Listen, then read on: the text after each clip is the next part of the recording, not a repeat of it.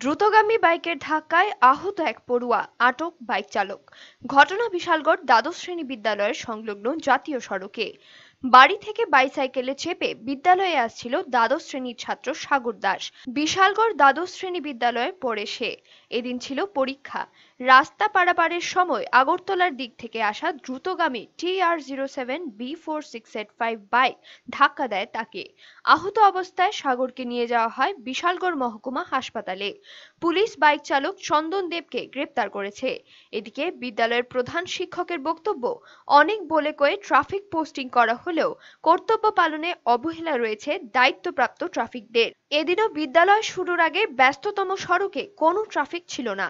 Traffic থাকে, হ্যাঁ, আমাদের অভিযোগ মূলে যে প্রতিদিন এখানে অ্যাক্সিডেন্ট হয়, এই অভিযোগ মূলে এখানে প্রতিদিনই দেওয়া হয় ট্রাফিক। কিন্তু আজকে কি কারণে নেই তো বলতে পারবো।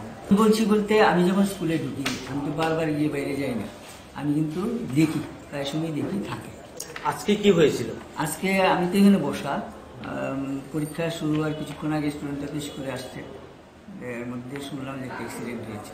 ব্যুরো রিপোর্ট, চ্যানেল দিনরাত।